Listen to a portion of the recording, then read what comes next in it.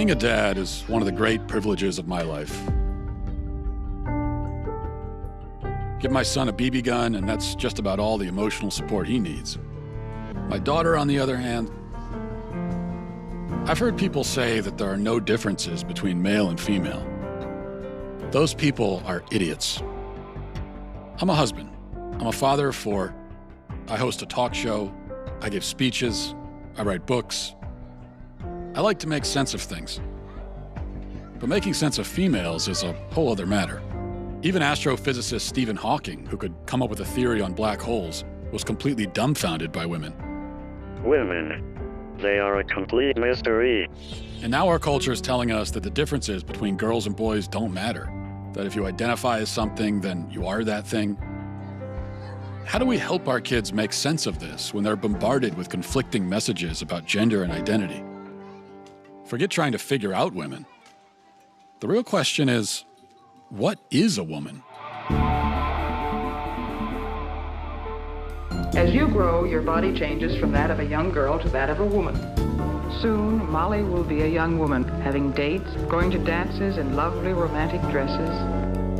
The boy's shoulders are broad and his body muscular, while the girl's body is more curved. I'd like to know more about different kinds of hormones. The presence of these hormones in the blood brings about many changes in the bodies of both boys and girls. Being a woman is one of the things I like best about myself. I think you'll like it too.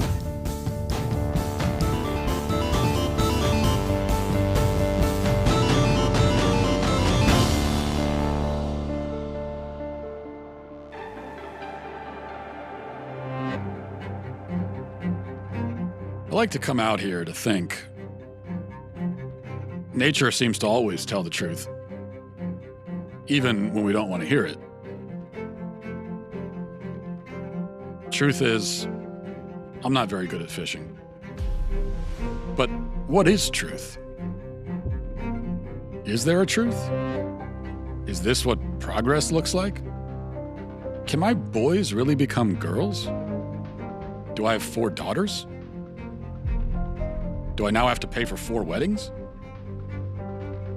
Is there a son trapped in my daughter's body? If so, how do I get him out? Are any of my kids who they claim to be? Who are these people? Who am I? I better see a therapist. In the state of Tennessee, I'm a licensed marital and family therapist, which basically means I've been trained up to think about like systems, family systems, how we were raised up, how that shapes who we are today. So on your website, if you'll bear with me, Sure. Quoting, you say, I use a combination of approaches in my therapeutic work, including anti-oppression, feminist, and narrative frameworks. I rely deeply on systems theory and understanding that individuals are products of and in dialogue with our surroundings, including our families, broader culture, workplaces, nature, and political climates. What does that mean? Yeah, so thinking about the modalities that I use, I'm definitely informed by like feminist family therapy, and the idea is that we live in gendered worlds where there are certain imperatives that are placed on us about who we are and what we do based on how we've been gendered. From the minute I was assigned female, I was told, okay, these are the kind of clothing that you're gonna wear, these are the kind of, the type of play that you're gonna engage in as a child, the path that maybe your life will take because of social expectations. What do you mean by assigned female? Who assigns female? Yeah, so most times people, when they're born, they're assigned a gender By the doctors. Yeah. Like, what do they base that assignment on? So basically, it's based on genitalia. So people looking at genitalia and deciding, okay, this is a girl or a boy. And we know now that that sex and gender are so much more than just this binary. Some women have penises, right? Some men have vaginas.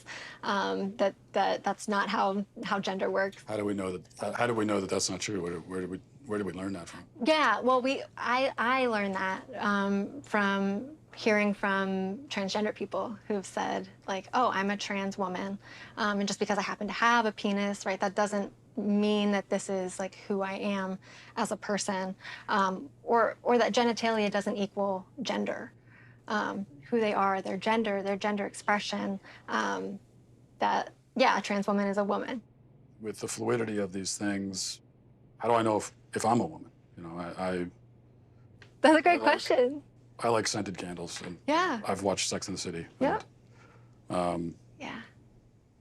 so how do I know? Yeah, Matt, that question right there, like that question is like when it's asked with a lot of curiosity, right? That's the beginning of a lot of people's like gender identity development journeys. If my mom who gave birth to me is a woman, and my wife is a woman, though I haven't asked her, maybe I should. But if they're all women, and also the boy who sits down with you and says, I think I'm a girl, actually is one, then what is a woman? Yeah. Great question. I'm not a woman, so I can't really answer that.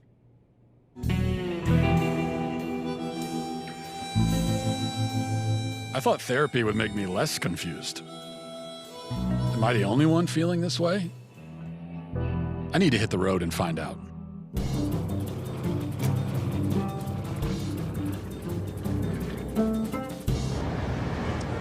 We're talking about gender in society. Let me start with a real basic question. What is a woman?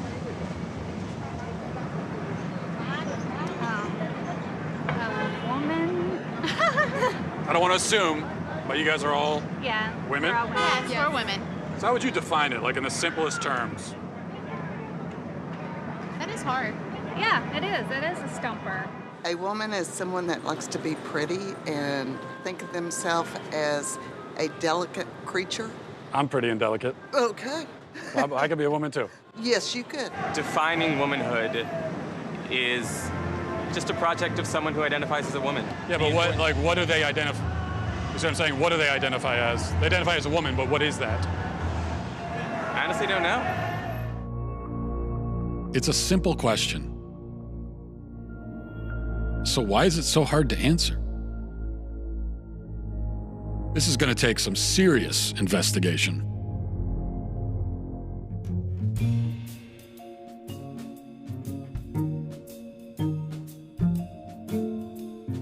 For all of human existence, women were understood to be a certain thing.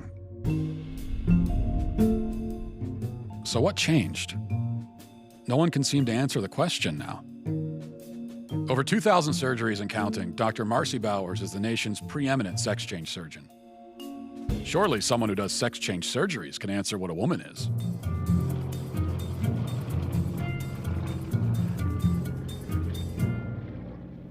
Dr. Marcy Bowers, first of all, thanks for talking to us. My pleasure. So you're a world-renowned gynecologist and surgeon. You're also a transgender woman. Can you tell me a little bit about... Well, I mean, I identify as a woman, but... You're a woman, right. I'm a woman with, I mean, that's my life, day to day, but I have a transgender history. So one thing on your website, it says gender-affirmed, GAV, gender-affirming vaginoplasty. What is that exactly? A vaginoplasty is creation of female, a female vagina and vulva. We're altering the physical characteristics of the individual to fit better with a gender identity that is female. This is all constructed from the penis?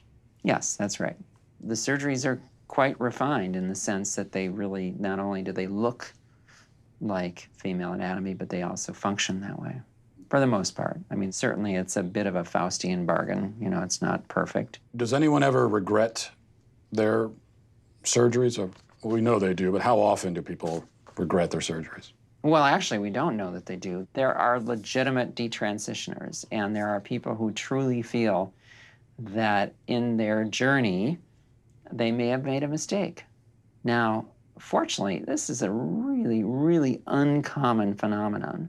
I don't know if you've ever heard of people in the trans-abled community. These are people who are physically able-bodied but feel like they should be disabled or identify as such. For example, a man who has 2 arms but feels like he should have 1. If a man in this kind of marginalized community went to the doctor and said, I want to have my arm cut off, do you think that... That doesn't have anything to do with gender identity. Well, it's someone's someone's self-identity, how someone identifies? That's someone who has and I'll accept it as a mental diagnosis, a psychiatric condition. I don't even pretend to know what aptomenophilia is all about, but somehow it's the idea that you're fascinated or charmed by having a limb or part of a limb missing. Okay, I would say that's, pardon my non-medical language, kooky. You don't see any? You think this is totally irrelevant? Yep. So the biggest, broadest question is, but what is a woman? A woman is it's a combination of your physical attributes and then what you're showing to the world and the gender clues that you give. And hopefully those match your gender identity. The critics on the other side of this, of this issue. There aren't many, but go ahead. There aren't many who would disagree with what you're saying about? Well, the dinosaurs of the world are certainly out there. Yeah.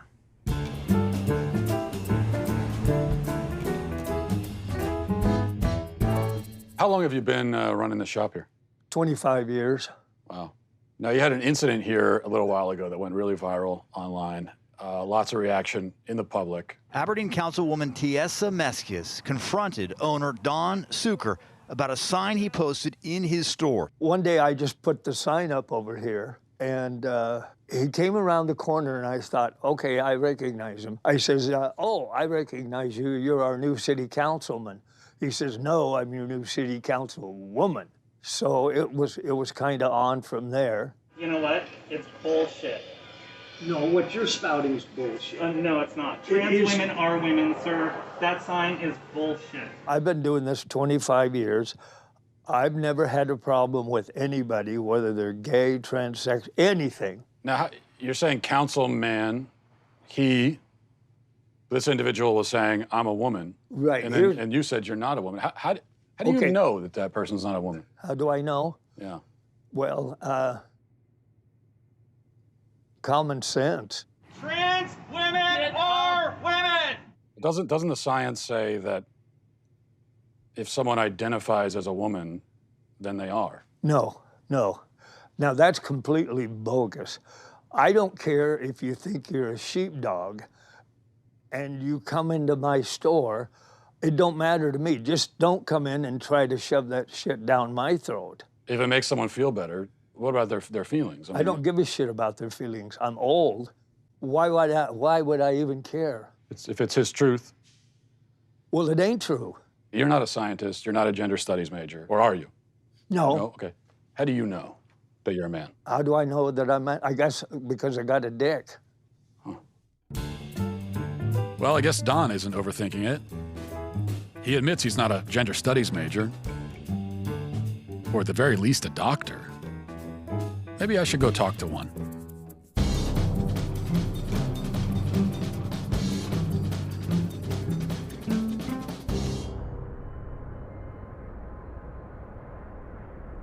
My name is Michelle Forcier, and I have a medical degree from University of Connecticut, residency, University of Utah Pediatrics, and I've worked for a number of different Planned Parenthoods for 20 years. I do advanced contraception and abortion, as well as gender hormones, and sort of looking at the whole sort of schema of gender, sex, and reproductive justice. So you've done a lot of work in this field. Could you just start by telling us? Sure. At what age can a child first begin to transition into another gender or identify themselves as a gender different from how they were born? Yeah.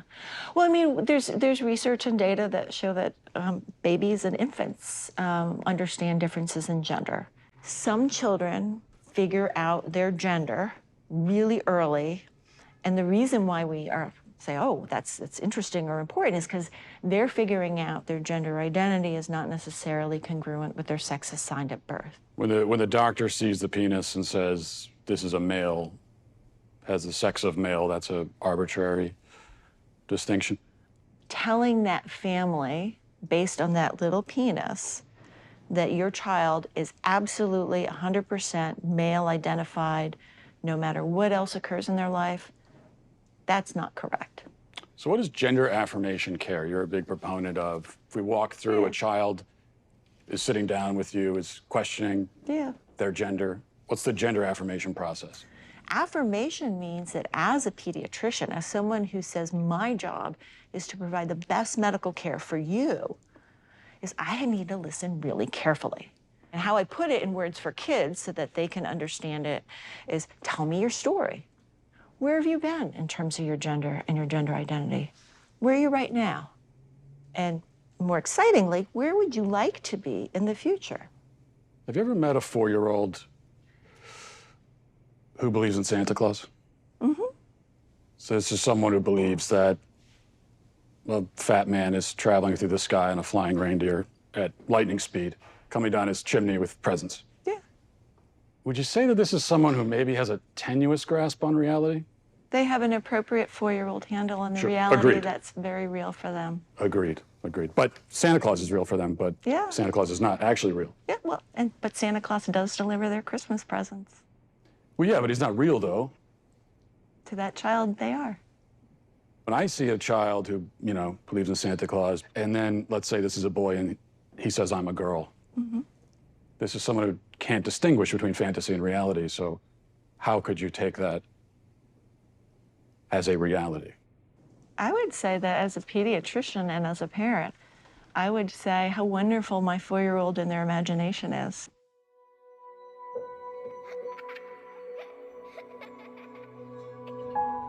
Aren't kids famous for their active imaginations? Should we really let our children define reality? If I say that I feel a certain way, then obviously you can't tell me I don't feel that way. Yeah. But just because I feel that way, does that mean that it's true? I mean, if it's your reality. Yeah, if it's your reality. It's truly like none of my business who you So we all have our own identity. realities? What if I said, I want you to say that it's true that I'm a woman? Would you say that? Okay, you're a woman. I would also say that. If you want. Yeah. I honestly don't care. Like, whatever makes you happy.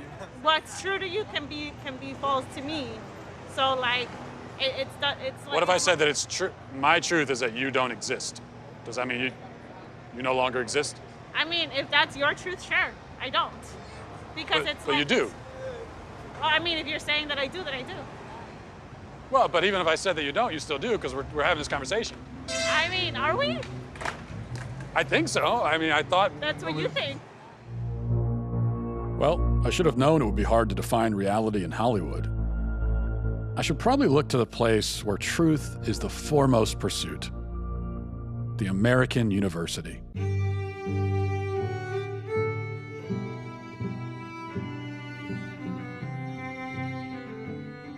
What we do in gender studies is not just reduce gender to what psychologists might call individual differences, but rather thinking about gender, and that's not women and man, but gender as a social form, something that kind of infuses itself into virtually all aspects of social life.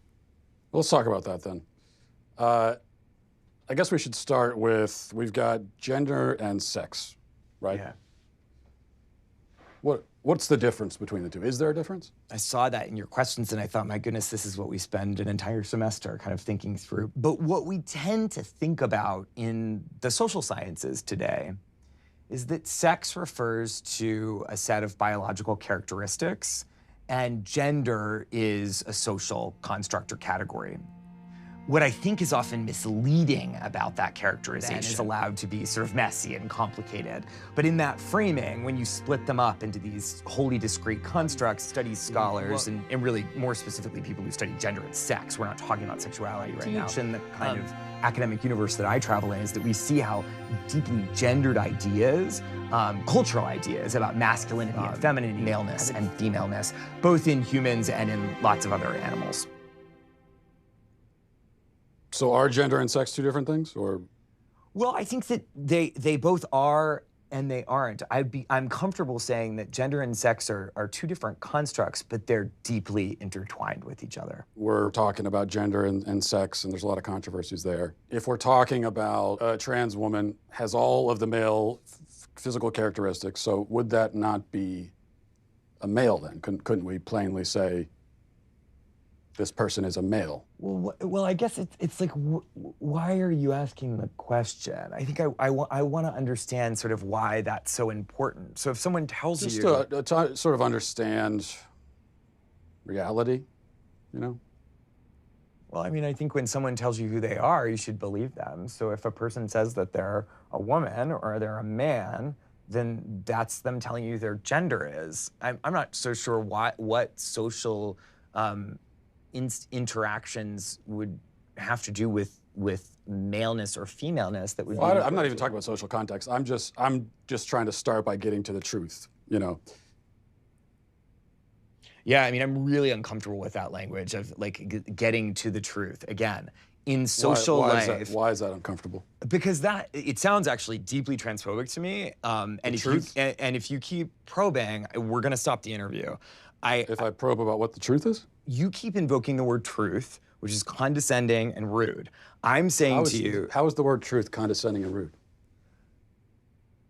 Why don't you tell me what your truth is, and you're walking on 30 seconds more of thin ice before I get up. What my truth is? Well, I don't think I really have a truth. I think that there's just the truth, like the reality. And so we should begin by trying to figure out what the reality is. Uh-huh. And why are you concerned with when someone else tells you that they're a man, or even if they use the word male, why are you concerned with not believing them? Well, you keep bringing it back to, you know, how do you respond in a social situation? But, that's what I do. I'm a social scientist. Well, right, but we're in a university. This is a place of understanding truth, isn't it? Or absolutely, we pursue truth, and I'm a social scientist, and that's what I do. But you just said the truth is transphobic. That you would say that if you're saying the truth is that I get to say you're not a man, show me your genitalia, that's transphobic. No, I don't want to see anybody's genitalia. I just mean someone can make a statement about themselves that could be untrue. Like, for example, if I were to say that I'm a black man, would you accept that, or would you be skeptical? Are you black? Are you African American? Are you biracial? I don't think so. Okay. Well, you don't look that, and I don't think it doesn't sound like that's a genuine statement of who you are. Okay, so that's my point. I could make a statement about who I am that's incorrect. Of course, I think it's well established that human beings can lie, yes. Or not even lie. I mean, I could just be mistaken. Yeah. I'm not sure where you're going. I guess this all comes back, this all comes down to really one question. Especially women, gender and sexuality studies. So what is a woman?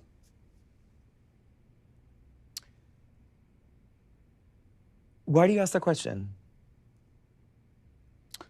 I just really like to know. What do you think the answer to that question is? Well, I'm asking. That's why I came to a college professor who's this is what you do. What other kinds of answers have you gotten?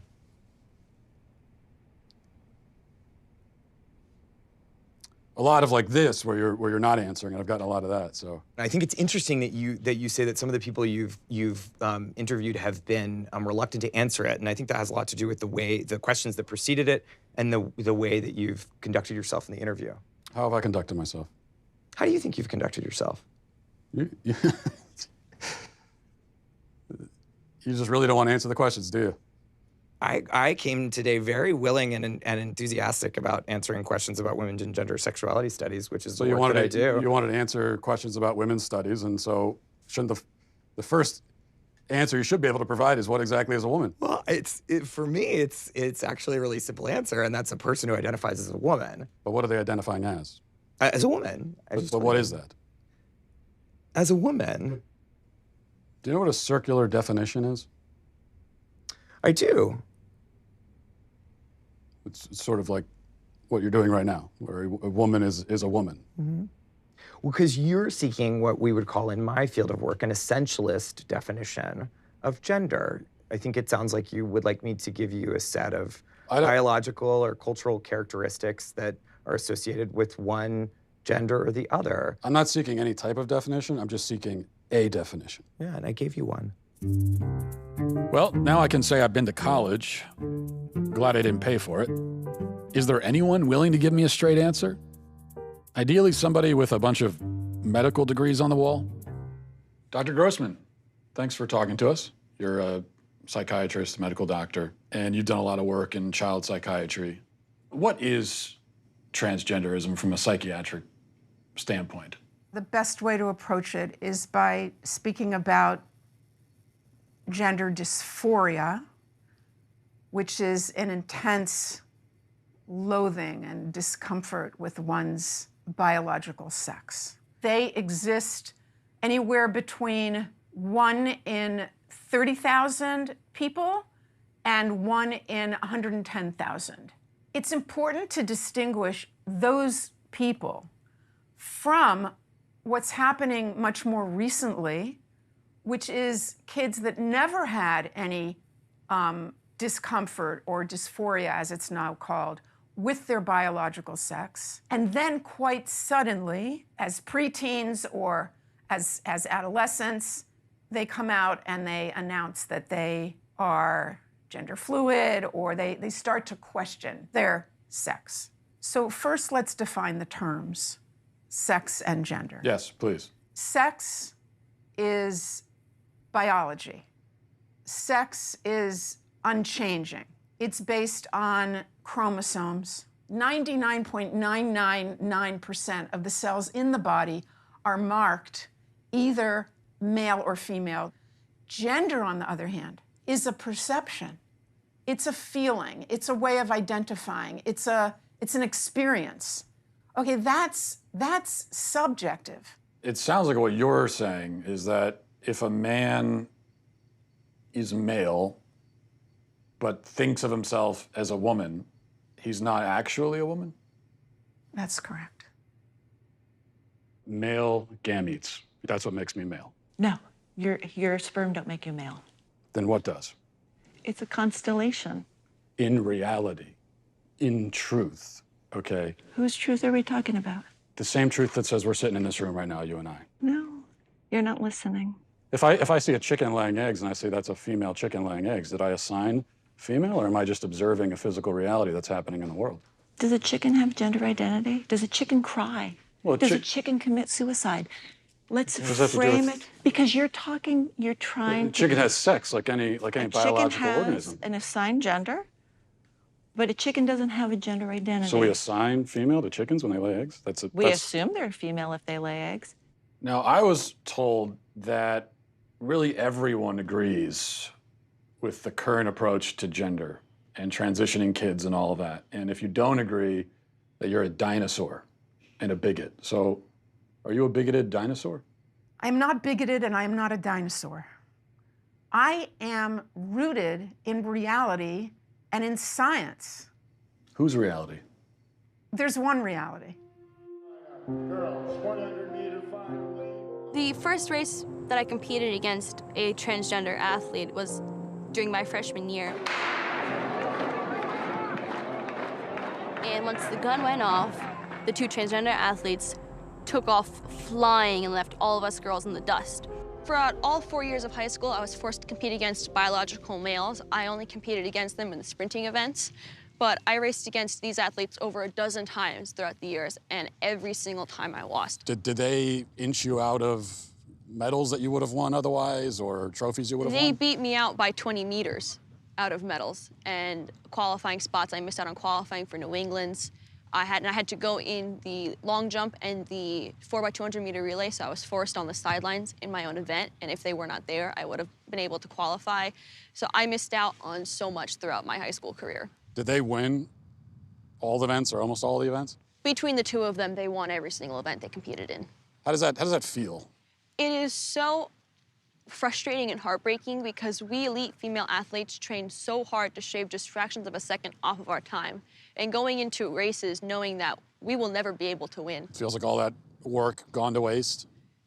It does. After so many losses, it just gets to the point of, why am I even doing this? Why am I keep training so hard and sacrificing so much just to place third and beyond? Case in Connecticut, there were two male track runners. They were trans girls. Right, and who decided that they were going to race against the girls. And you look at those individuals, you look at their times against the men, against the boys, so they were kind of middle of the pack. And then they're racing the girls, and they're, first and second place. Is that indicative of some kind of unfair advantage that those individuals might have against the girls? No, it's not indicative of an unfair advantage. And I think part of the proof of this is that more transgender girls are coming out in high school and still playing sports, and they're not winning. The Connecticut case is the exception. It got a lot of attention because those two trans girls performed well, but there are many, many more trans girls competing in sports, and they don't excel. Because at the end of the day, whether or not you win a game is about how hard you work in your practice, and most of us aren't gonna win. And that goes for transgender athletes too. Let's go, girls.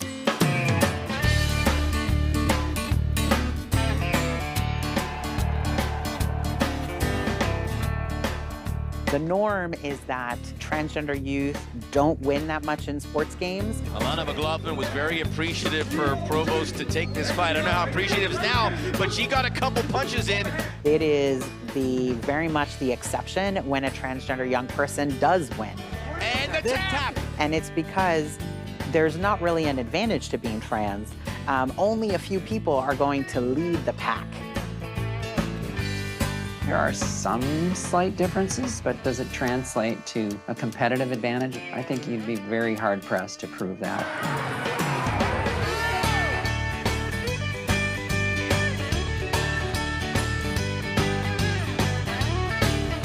If there was a big advantage to being transgender in sports, then we would see transgender women totally dominate. And over the last half of the pool, nobody will touch Leah Thomas.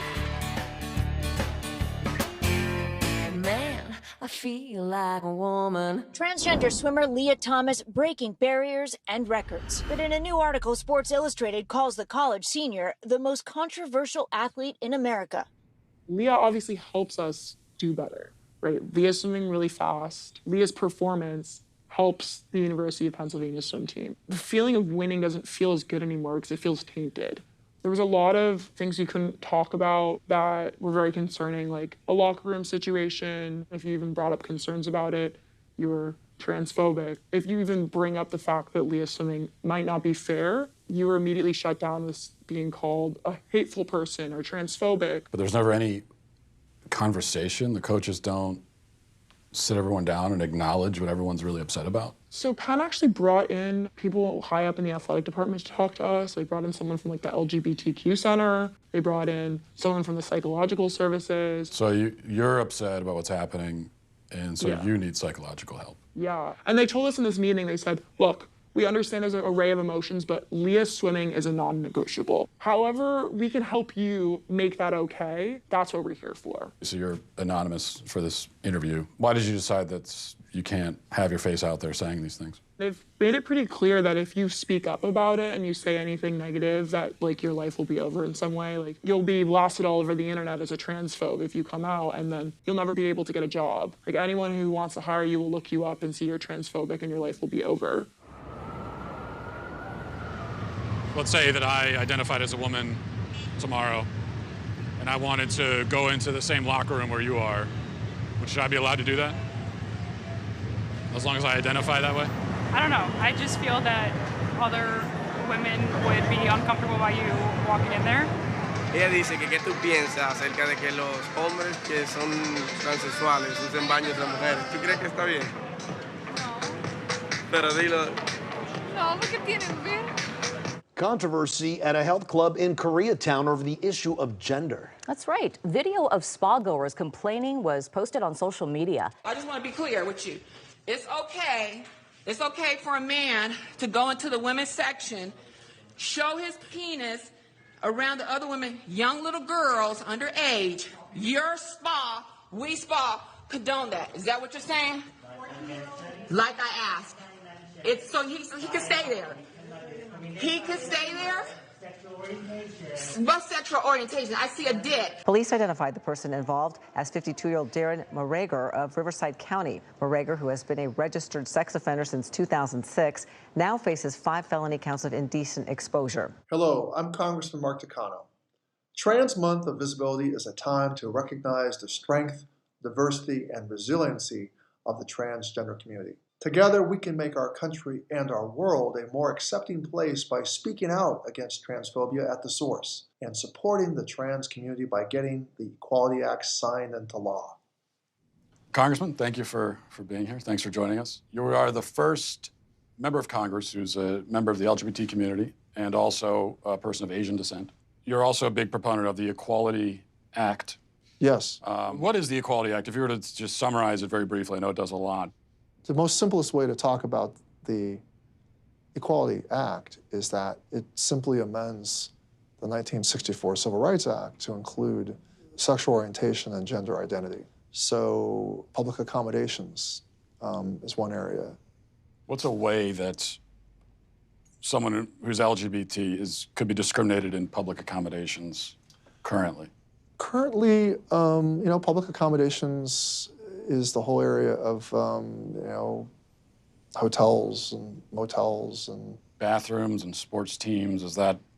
I say bathrooms, sports teams, athletic events. Let's get into more specific policy issues. There are some women who say, and I've talked to a few who say this, they say, hey, you know, I'd like some privacy in the bathroom. I'd prefer not to encounter, you know, naked penises, frankly. They say even that the penis is a telltale sign that someone is a male. I mean, there are people who've kind of really bought into the rumor that only men have penises. How do we account for that? How do you respond to that?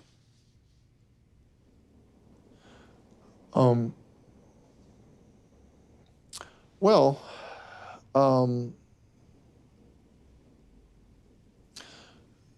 well, what I would say is that most transgender people that I know, and it's a very, I think, distinct minority of people. It is a very, I think, we're talking not about a lot of people. I think a person who wants to use a woman's bathroom, who identifies as transgender, really does think of themselves as a female. So how we go about trying to, you know, respect their basic right to live, I think will be an important part of this law. And bathrooms. Well, wait a minute. Bathrooms are, you know, where you want to take this conversation instead of the basic right to just life is something that I'm kind of mystified that you're kind of not focusing on first, that we're going straight to the controversy over bathrooms. So, you know what? I think this interview is over. Yeah. I think this interview is over. I just had one last question. No, the interview's over. We want to know what is a woman? Please, let's turn off the cameras. Excuse me. So we're going to end the interview. If you guys could please pack up and return the office exactly. I just wanted to know. Okay. I came all this way to know what. Thank you. They're fair question. I just wanted to know what is a woman. And you're not going to find out.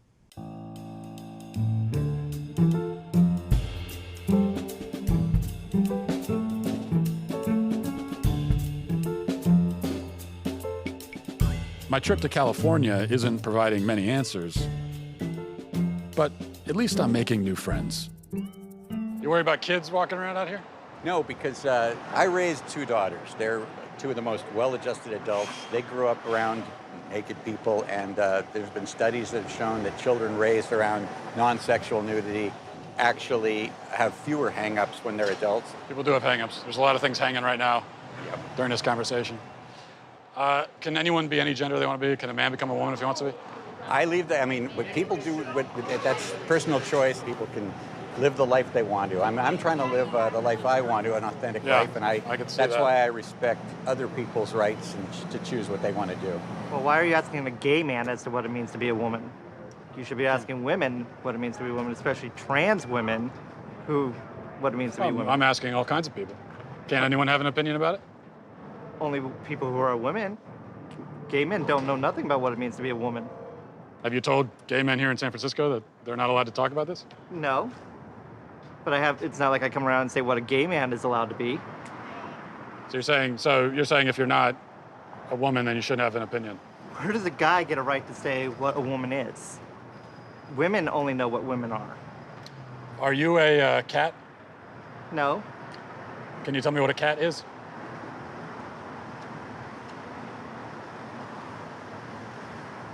This is actually a genuine mistake. I am sorry I even came up there. You want to tell us what a woman is? If my friend in the purple hat is correct, and only women can tell me what a woman is, I guess I need to go where the women are.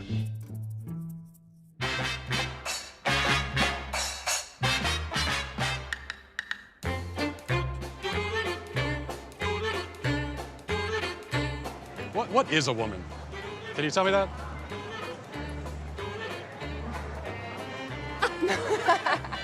Well, you're at the Women's March. You must have some idea.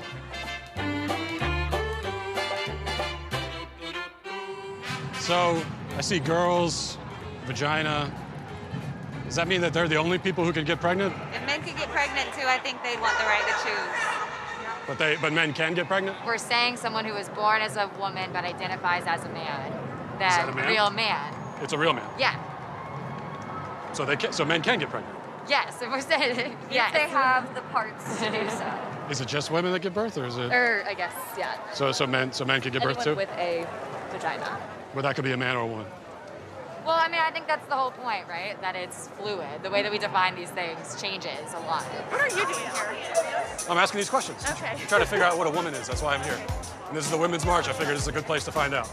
I've come all this way to ask that question. Can anyone tell me what a woman is? You are not here for women. We ask you to leave. What is that? How am I harassing? I'm asking a question.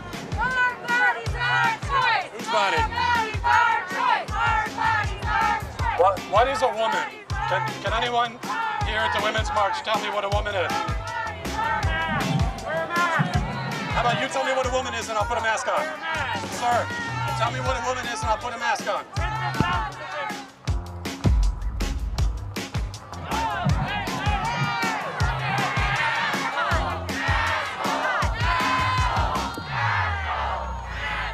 Please, if one person could tell me what a woman is. Do you guys know what a woman is by any chance? No idea. I've been all over America. I still can't find an answer. Maybe I'm looking too close to home.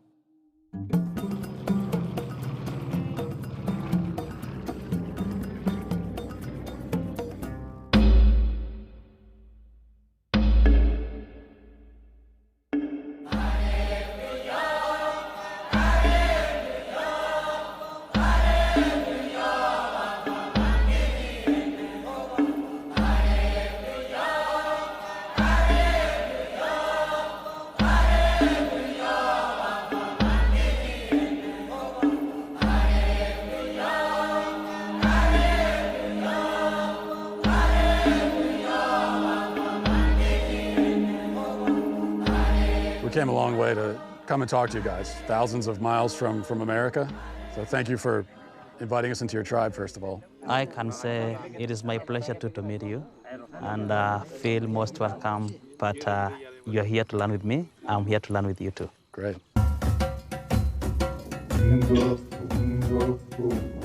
What's the right form here? It's just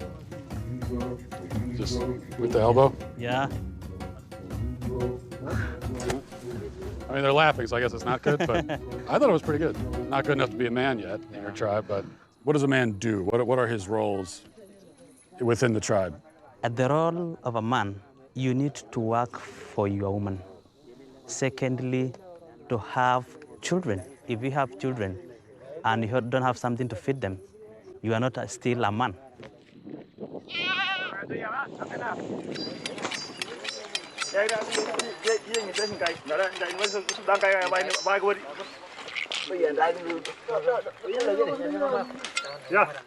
Okay, there you go. All right. Yeah. Okay. That's the blood. It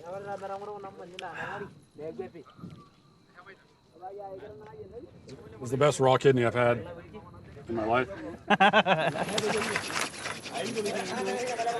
What if a man decides that he wants to do the roles of a woman? Kidogro orna yene hikunya lele aines ndogringen gro. In Maasai community, it will not exist at all. Doesn't exist? What if a man decides that his gender identity is woman? Kidogro orna yene le nega wanana ingro.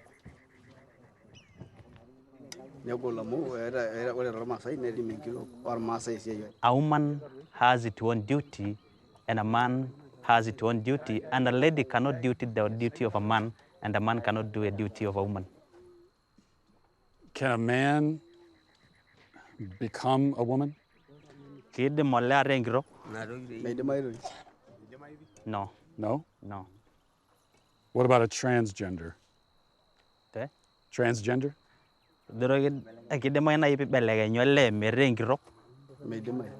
No. No? It will look like if you want to become a lady but you're a man, you have something wrong in your mind. Something wrong in your family, something wrong in you. What about if someone was non-binary?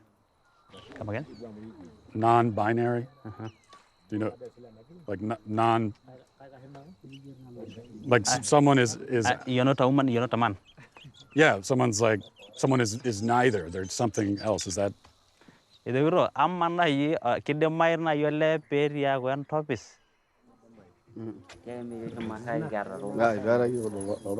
He's saying we have never seen things like those. For a man, he has a penis. For a woman, he has a vagina.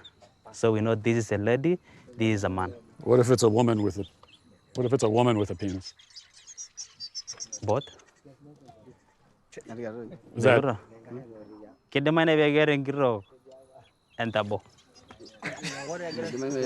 People are laughing. Is that a dumb question? They're just laughing because they have never heard something like that. This is their first time to hear. Never heard it before. A woman have a penis, and she is a woman. In my country, I can't go a day without hearing it. We hear it every day. So in my country, sometimes you'll hear people say, a man will say that I'm a woman trapped in a man's body, and so they say that I have a woman trapped inside me.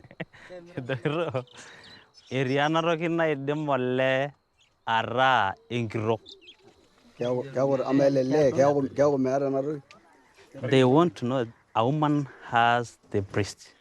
Breast. Yeah. Secondly, she has a vagina. Vagina. And the question is, does this man deliver? Does he deliver babies? No, not as far as I know. The question is, let's say if you want to sleep a woman, definitely you'll do sex. Sex with a woman, yeah. And you f the vagina, is it? But for the man, where do you f? He asked that question. I don't know all the logistics of it. Based on what I'm saying, would you ever want to move to America?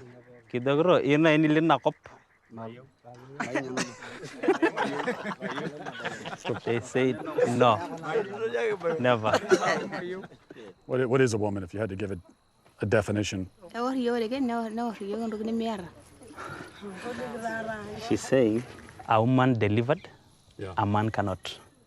So it sounds like you don't spend a lot of time thinking about gender. You just kind of live your lives. You don't think much about it. He said, no, because we believe that's a God plan. God's plan? He's saying that I'm shocked on what you are telling me. He's shocked? Yeah.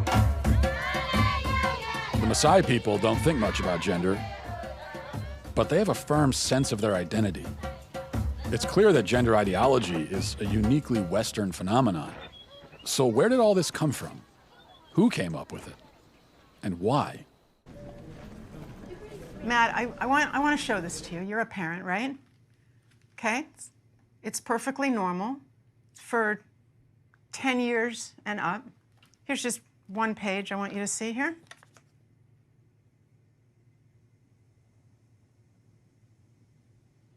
For 10 and up, huh?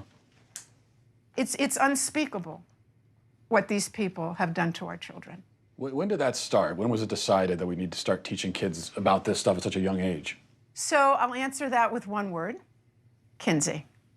Kinsey was a social reformer. He wanted to rid society of Judeo-Christian values when it came to sexuality.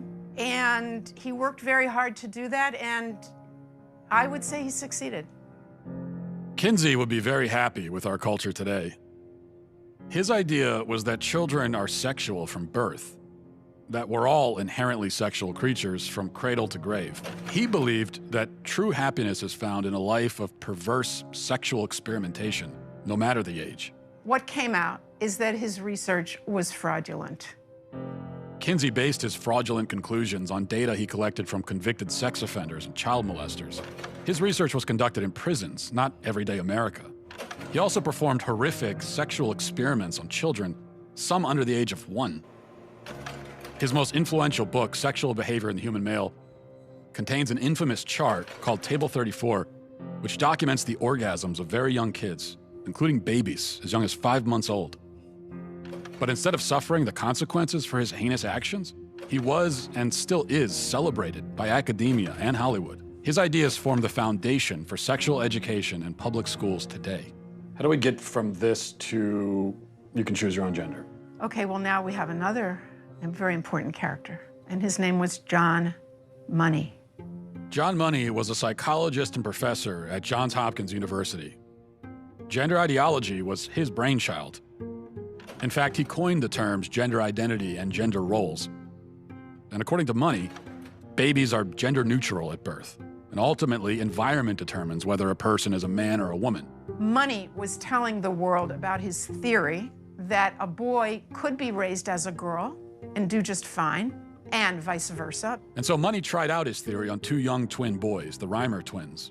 When the twins were 8 months old and they went to be circumcised, the first twin, whose name was Bruce, something went wrong with the machinery and his penis was burnt off. They stopped and didn't do a second circumcision on the other twin, as you might imagine. And the parents, of course, didn't know what to do. How are they going to raise this child? John Money convinced Bruce's parents to transition him into a girl. Money also conducted sexually abusive experiments on the twins throughout their childhood, including forcing them to simulate sex acts on each other. He reported up to the age of 10 that this was a complete success. Well, wasn't true. The results were a disaster. Bruce could never fully accept his female identity. Eventually, his parents told him the truth, and he chose to transition back to a boy, taking the name David. As an adult, David spoke out about the abuse and the damage done to him by John Money. The girls would do their things with their Barbies and things like that, and that wouldn't interest me. And things such as trucks and building forts and, you know, getting to the odd fist fight and climbing trees. That's the kind of stuff that I like, but it was unacceptable, so I'd never... As a girl? As a girl, I had no place to fit in. The trauma that he and his brother and his entire family went through left deep scars. His brother died of an overdose when he was 38, and then David committed suicide. There was never a retraction or an apology from John Money.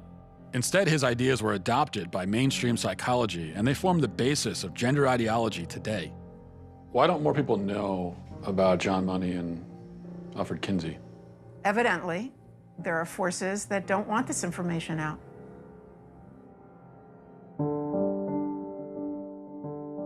I never fit. I was an alpha female, a sales executive that kind of just didn't fit in any box.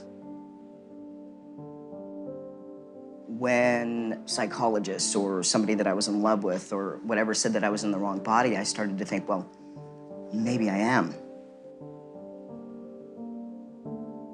I'm a biological woman that medically transitioned to appear like a male through synthetic hormones and surgery. I will never be a man. Is it transphobic for me to tell the truth? Why is it that a couple hundred years from now, if you dug up my body, they're gonna go, yeah, that was a woman, had babies. Can you tell me about the procedures that you had? I've had 7 surgeries. I've had 1 stress heart attack. I've had a helicopter life ride with a pulmonary embolism. I've had 17 rounds of antibiotics. I had 6 inches of hair on the inside of my urethra for 17 months. Nobody would help me, including the doctor that did this to me because I lost my insurance. I get infections every 3 to 4 months. I'm probably not gonna live very long. Was there any real discussion of the risks and the side effects and? No, there's not. And I know that people want to think that there is, but there's not. The truth is that medical transition is experimental. We have studies that said that medical transition helps mental health with kids. They've all been retracted, modified, changed. But the only long-term study tells us 7 to 10 years is when transgender people are the most suicidal. After? After surgery. But that's transphobic to say. For the first time in history, a marginalized group has a huge dollar sign on the top of their head. We have 5 children's hospitals in the United States promoting that. And what? That's a phalloplasty. That's a bottom surgery. We have 5 children's hospitals in the United States telling girls that they can be boys at $70,000 a pop in a surgery that has a 67% complication rate. That will kill me from infection, that I can't sue on.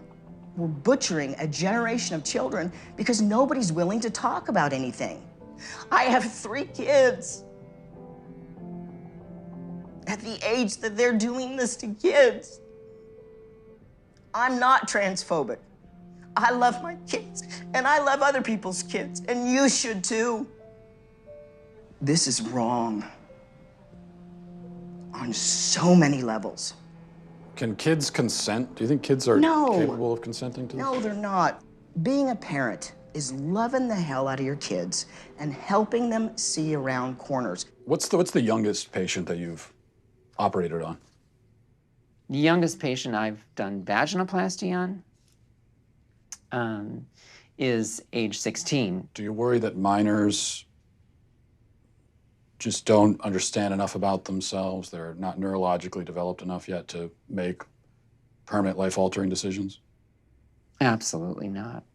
A young person's self-perception, one day they may be clear, the next day they may be totally confused and not sure, and you're affirming it with hormones that have never been used in this way in the field of medicine. You're talking about puberty blockers? Blockers and then opposite sex hormones.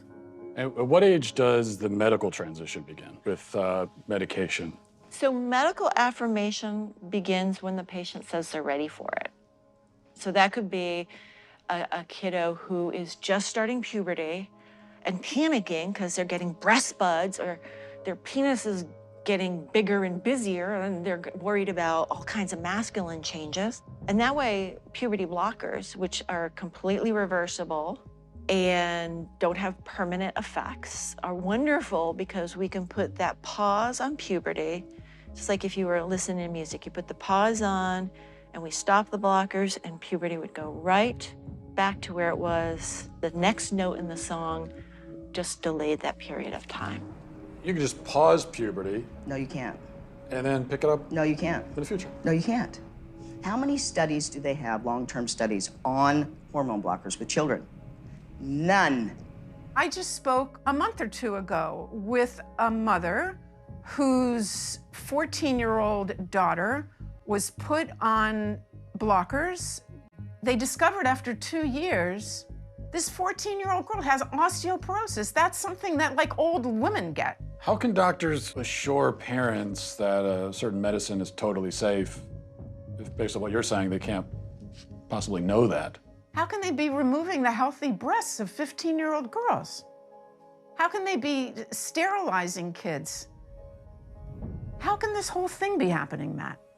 Every child that they convince is transgender and in need of medical transition, it generates $1.3 million to pharma. And we're believing a pharmaceutical company, Lupron, hormone blockers, reversible, so they say. Well, the truth is that in 2003, Lupron was sued and deemed a criminal enterprise by the US government. They paid the most fine of any pharmaceutical company at that time, $874 million, wrote a check. Is Lupron chemical castration? Yes. We're giving it to pedophiles, aren't we? We're giving it to people that are dying, and we're giving it to kids, telling them that they were born in the wrong body and it's completely safe.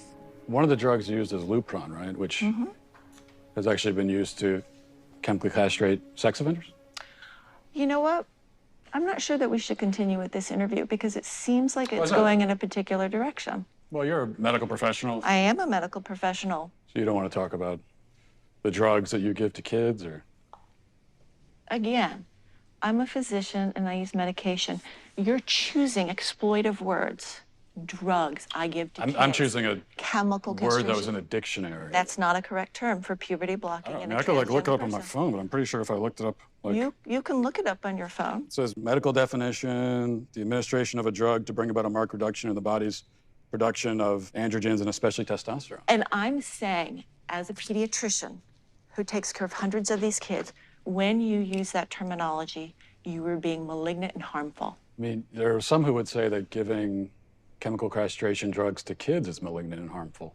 It's about the context of caring for a child and seeing the suffering that kids can have that have not been in affirmative home situations. What do you say to the claim that, well, we have to do this for these kids because if we don't, they'll kill themselves. They'll resort to drugs and self-harm. A lot of them were hurting themselves. A lot of them were suicidal before they even discovered gender. That is never part of the discussion. And they say, what would you rather have? A living daughter or a dead son? If this is what the professionals are saying, it's terrible emotional blackmail. Hello? Hey, is this? This is, yes. Hey, it's Matt Walsh. Where are you right now? I'm in Vancouver, British Columbia, Canada right now. Are you able to leave? I'm not able to leave BC. I can't even go to another province in Canada right now. And it's because I'm technically out on bail. What happened exactly?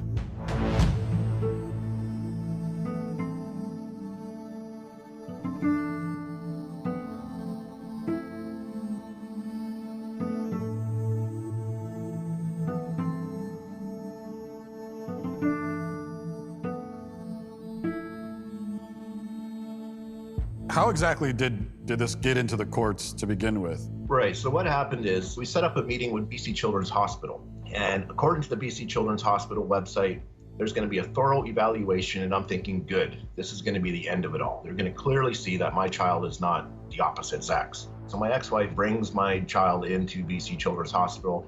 I get a call less than an hour into that appointment is that they were going to pump her full of cross-sex hormones within the hour. And I put a halt to that. I said, no. They agreed to stop for the moment. They figured, well, let's get the dad on board too. This is all going to be better. Let's just get everybody on the same page. I said, it's not going to happen. So I get a letter from BC Children's Hospital in December of 2018, and it says that under the BC Infants Act, they will start injecting my child with cross-sex hormones, and I have 2 weeks to respond with legal action if I so choose. And so that's how I ended up in court, because I did respond with legal action. So you called your daughter a she, and you went to jail for that? It's considered criminal violence to not use the preferred pronouns. It is no different than, let's say, I were to take a broomstick and whack one of my kids over the head. So they were treating it in a similar fashion, that misgendering, mispronouncing my child was the equivalent of family violence. Is she on the hormone pills now? She is. The court ordered that she could do whatever she wanted. 2010 until, I would say, 2016, I would say 80% of my clients were trans youth. Now it is, you identify, you take hormones, you do surgery. There isn't any other pathways. So if you have two parents, one parent wants to affirm the trans identity, the other parent doesn't, who wins that battle? The one who wants to affirm. Every time? Every single time. The goal is to get the parents to affirm the kid.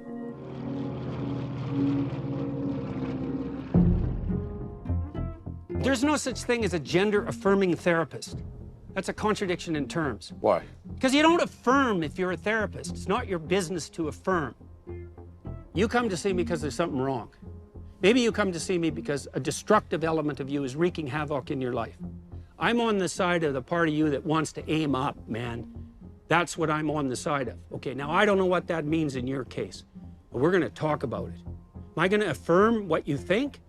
No, it's not up to me to affirm it.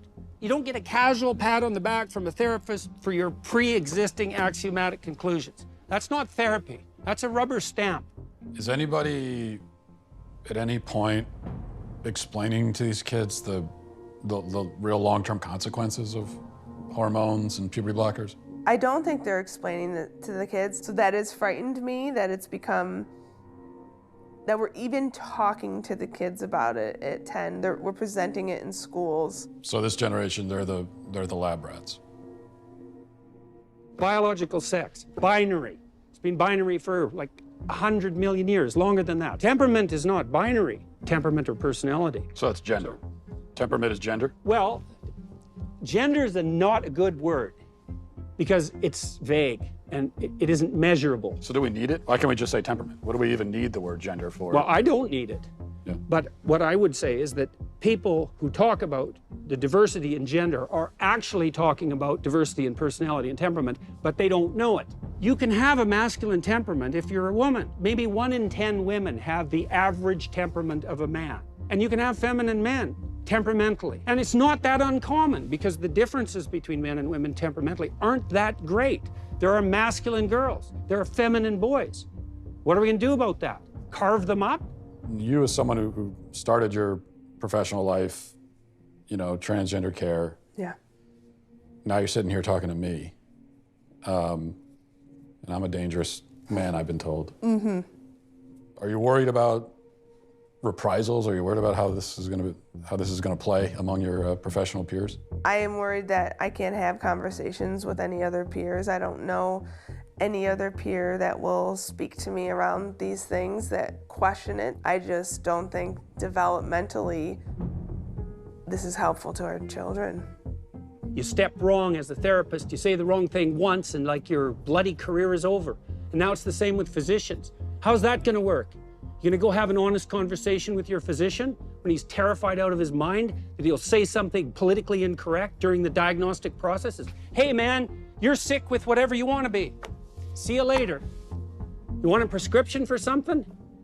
I left academia because the climate had become too stifling politically, especially when it comes to the topic of gender identity and the science of gender. It is absolutely impossible to do good research. You basically have to decide beforehand what you're going to find so that you don't upset activists, and that is not how you do science. Why has this shift occurred where all of a sudden gender and sex have become so politically and culturally charged? There's a really ugly history between sex researchers and transgender activists.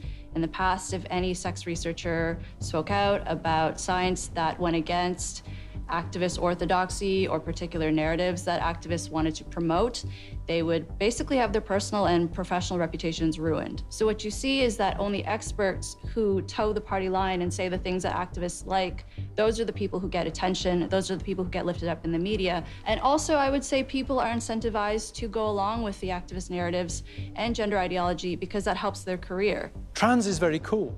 Trans is a way of giving yourself value, given the way society at the moment is functioning. All of the things that used to give us anchors of identity have become very fluid or very volatile in recent years. And into that context, I think what you find then is new identities start to fill the void or the vacuum. Whereas in the past, I might have got my sense of self-worth from being part of the village where I grew up.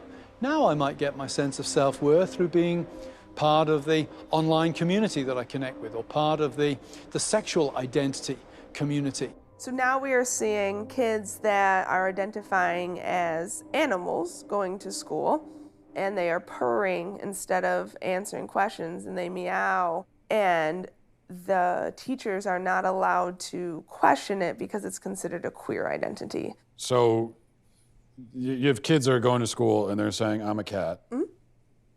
And the teachers have to affirm them as a cat.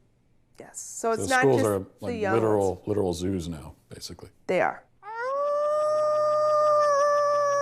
I am a 27-year-old transgender woman. I am a wolf-therian and a member of the furry fandom. When and how did you discover this inner wolfness? Probably around age 10 or 11. I was watching an anime about wolves and see the wolf running across the screen, and I'm somehow just intrinsically like, oh, that's me. Have you spent any time around biological wolves? Yes. That sounds dangerous also. What context are you? So I was a volunteer with a preserve, and I've also visited many wolf preserves. Are you able to communicate with the wolves? Am I going to have a conversation with a wolf in the way that I'm communicating you and I? Obviously not. Am I going to read their body language, respond appropriately to their behaviors and their nonverbal cues? Yes. Would you be able to give us an example of this wolf communication? No. I'm not comfortable doing so. Okay, all right.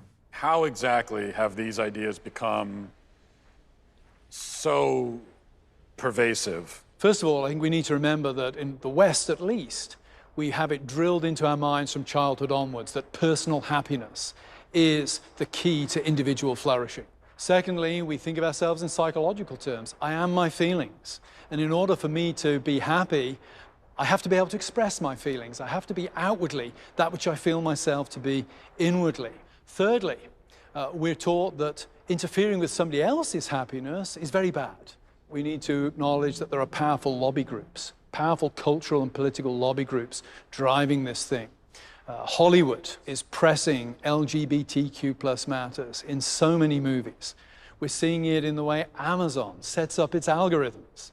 There are all kinds of factors in society that are pushing what would really be numerically a fairly minority interest into being one of the main political focal points of this generation. After my operation, I will be a woman. Why can't she just be a lesbian? Because she's not a lesbian, Mom. She's a boy. Because I was born in a girl's body. Can I ask you a question? Why don't you kiss me? The whole idea of social contagion, that there could be something in one's social environment that could play some role in somebody coming out identifying as trans, would you say that that is definitely part of your story? When I look back, I don't think I would have ever even considered seeing myself as a boy without these social aspects, especially if I hadn't joined these online communities. I identify as non-binary. I'll officially be changing my pronouns to they, them. My pronouns are he, him, and demon, self. I've been going by they, them pronouns for 4 years now. I'm pretty comfortable with it. I use they, them pronouns. There was literally a period of a few weeks to a few months. I started out as an ally, and then eventually I was starting to identify as transgender. We are trans models. So they go on the internet and they're told that all of their problems will be solved if they become a man. Kids are being taught you might feel like you're a boy, even if you have a vagina and you're a girl, You are what you feel you are. Some people are girls, some are boys, some are both, some are neither. Gender is all about how we feel on the inside and how we express ourselves. Ah, the gender fluid teacher. What do I go by in the classroom? I go by Teacher Fambrini. As a queer and trans teacher, my agenda is to show little boys that they don't have to be like as stereotypically masculine, that they can like paint their nails and wear earrings and like still be a guy and like it can be cool. So you worry that there could be a sort of social contagion element of this? A teeny tiny bit, maybe. Looking back on it, it was the same pattern, just kids who were really struggling, kids who were very alone and isolated. They have anxiety. They don't fit in with their peers. They don't know where they belong. Maybe they didn't have a welcoming family life. They just got caught up in these communities online. Then they discover, hey, there's this group of people, and they also don't fit in. They're different. They're not sure who they are. Gee, that's where I fit in. Today is the day before my top surgery. I am waking up tomorrow at 5 a.m. to have a subcutaneous mastectomy. We're telling children when they haven't fully developed that all you have to do is medically transition and you fit in. I was one of those kids. It got me at 42. Your child doesn't have a chance. Trans rights. This is only going in one direction. You will respect us. As parents come to understand more about gender identity, kids are coming out at younger ages. It's exciting. And you know who gets it right? Is this next generation. The next generation who's already telling us that our antiquated ideas of things have to be a certain way just don't apply to them. They're rejecting a lot of our social mores. They're tweaking the system. I just don't think it's realistic to put this decision on them that is basically saying, are you okay with the risk of permanent health effects that you can never ever reverse? How can you ask that of such a small child? I'm a physician and I use medication. Certainly it's a bit of a Faustian bargain. Puberty blockers, which are completely reversible. You keep invoking the word truth, which is condescending and rude. Some women have penises, right? Some men have vaginas. Does a chicken cry? Does a chicken commit suicide? I'm not a woman, so I can't really answer that. I guess because I got a dick.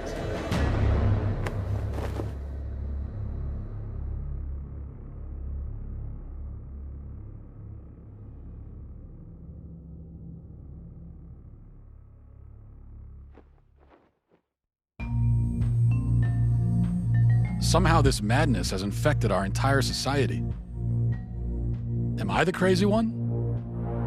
I'm done asking questions.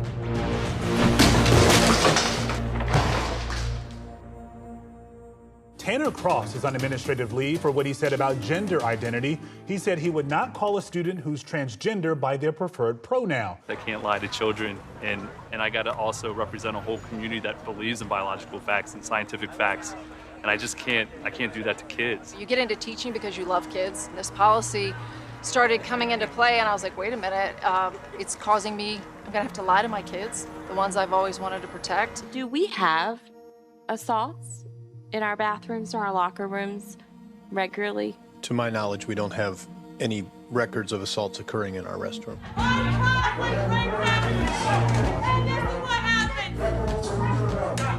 The predator transgender student or person, simply, it does not exist. The Virginia Department of Education says it is now reviewing whether the Loudoun County School District has properly reported cases of sexual assault. This comes after a 15-year-old was charged on 2 separate occasions for assaulting 2 different students at different schools. Dozens rallying tonight in Loudoun County to protest the school's policies. So that includes limiting who can talk during public comment portions of board meetings. One speaker leased property in the area just so he could speak tonight. Fox 5's Paris Jones is live with the details. That's right. Conservative commentator Matt Walsh told me he's leasing out someone's basement in Loudoun County so he'd be able to speak during tonight's meeting. I decided last week to fulfill my lifelong dream of being a a Loudoun County resident. You know, I've always felt like I lived in Tennessee. I felt sort of like a Virginian trapped in a Tennessean's body. I identify as sort of state fluid, I guess. This is Matt Walsh. He tweeted, "How do you do, fellow Virginians?" Now I just got to explain to my wife and kids that we're going to be staying in someone's basement.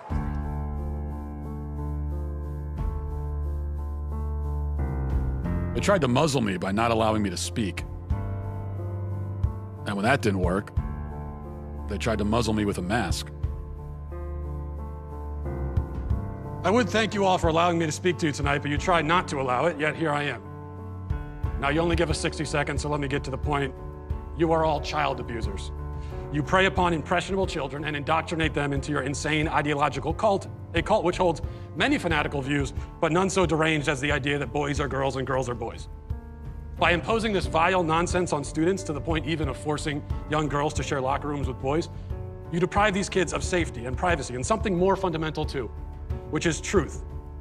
If education is not grounded in truth, then it is worthless. Worse, it is poison. You are poison. You are predators. I can see why you try to stop us from speaking. You know that your ideas are indefensible.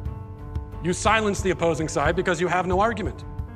You can only hide under your beds like pathetic little gutless cowards hoping we shut up and go away, but we won't. I promise you that.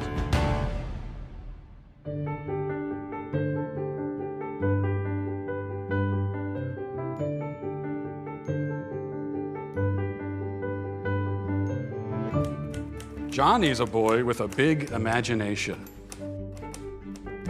One day, he's a dog, the next day, a crustacean. Johnny's mom loves her son's make-believe time. You're Johnny the Walrus till you change your mind.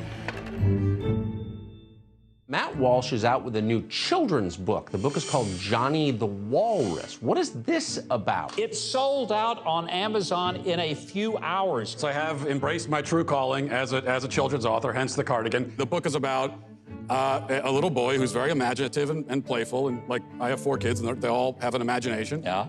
And he likes to pretend to be different things, and one day he pretends to be a walrus. And unfortunately, his mother is very progressive and thus confused, and so she's convinced by the internet and by society that if your child is identifying as something, then he really is that thing. And so she tries to raise her child as a walrus, as a sort of trans walrus, respecting his self-identity. One morning, he came downstairs barking and clapping, wood spoons for tusks and sock fins a-flapping. He had spoons in his mouth. He was pretending to be a walrus. I'm Johnny the Walrus, he said with a roar. Johnny the Walrus,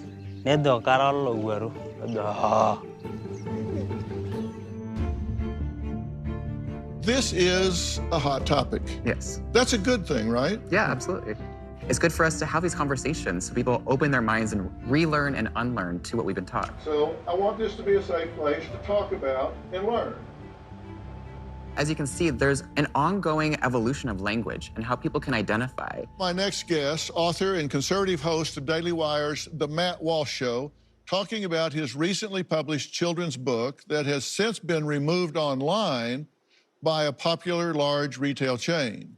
Now, Matt says gender is not a social construct, but rooted firmly in biology. True? True. As human beings, we have a sex, male or female, but as a biological scientific fact. Now, gender is a linguistic term.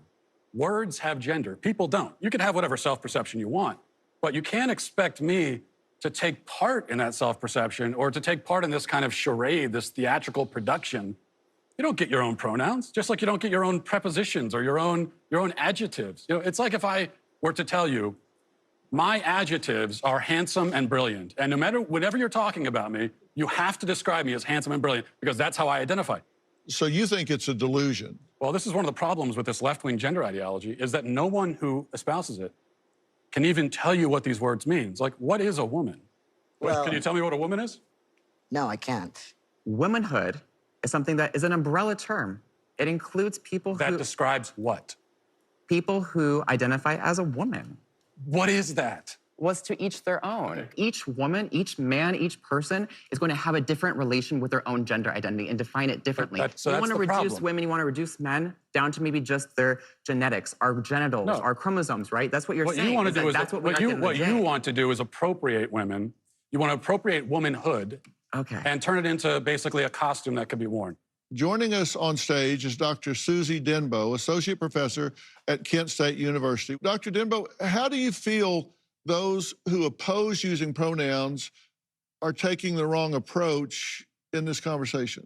There's the extreme approach that you are admittedly taking, and then there's also just ordinary people that might not be comfortable with the language change. She began by saying that my view is extreme. Okay, so the view that every single person on Earth has held up until 15 seconds ago is extreme. They are conflating gender and sex because on one hand they say, well, you got your biological sex, but then your gender is whatever social construct. But then they turn around and say that trans women are women. So a man who identifies with the gender, the social construct of womanhood, actually is a woman. Part of me wants to ask why you care so much, because it's really not that big of a deal. Oh, yeah, can I answer that? I care about the truth. So basic truth matters. I want to live in a society where people care about the truth. I care about children, and these insane ideas about gender are being foisted on kids, and that bothers me quite a bit. I care about the women who are having their opportunities stolen from them. I care quite a bit, yeah. I wanted us to have a safe place to be able to talk about this, and it seems like we should just keep the dialogue going and hopefully find some middle ground.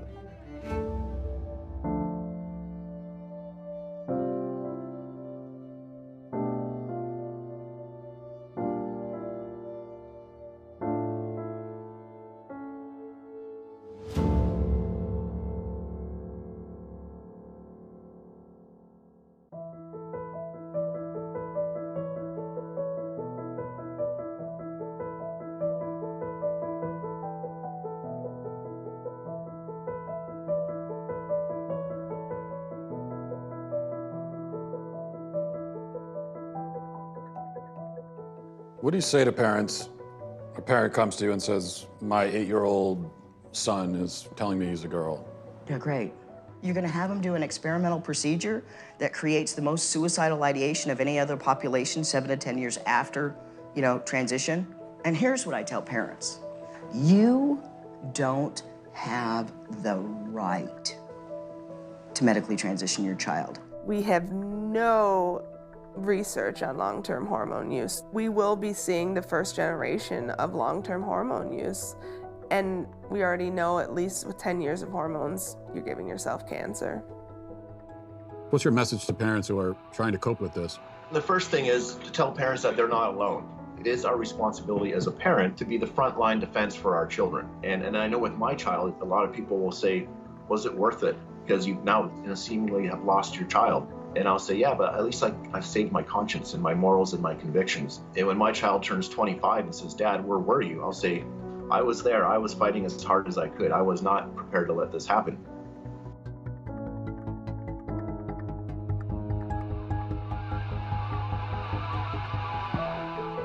Does this really matter is another question. So, matters for those who are getting double mastectomies when they're 16. Why should we care if we live in a society where gender is fluid? Well, I cared because my government decided that I had to call people by the terms that they designated, or I'd be subject to legal penalties.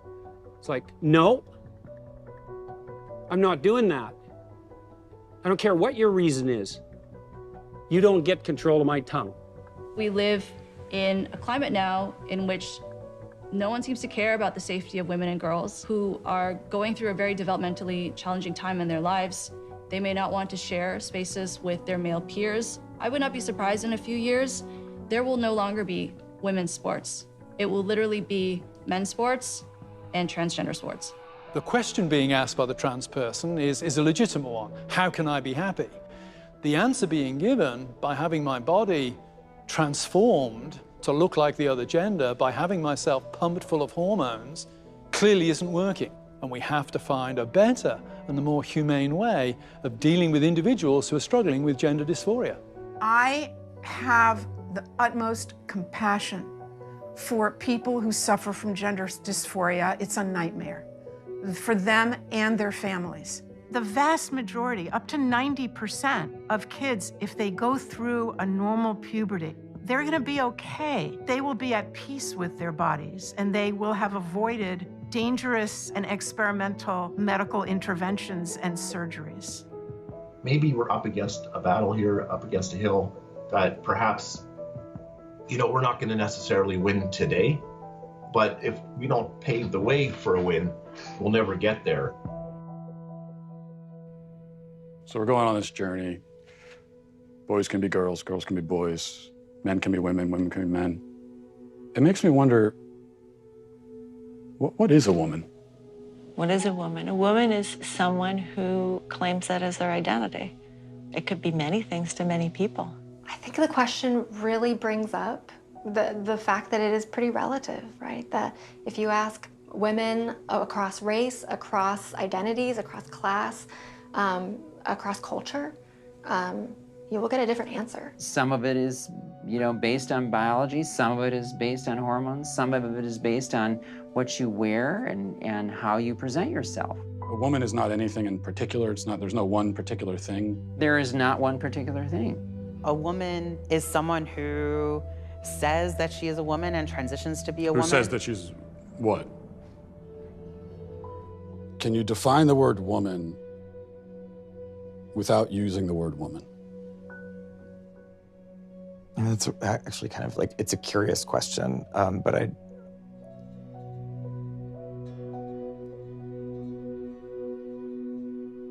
We've been journeying across the country asking people this question, and almost nobody can answer it. What is a woman? What is a woman? Marry one and find out. So I should go home and ask my wife, I guess. Yeah.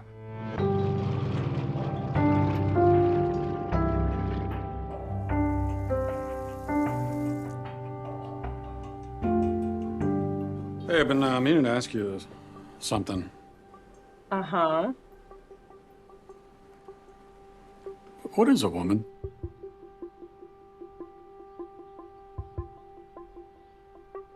An adult human female who needs help opening this.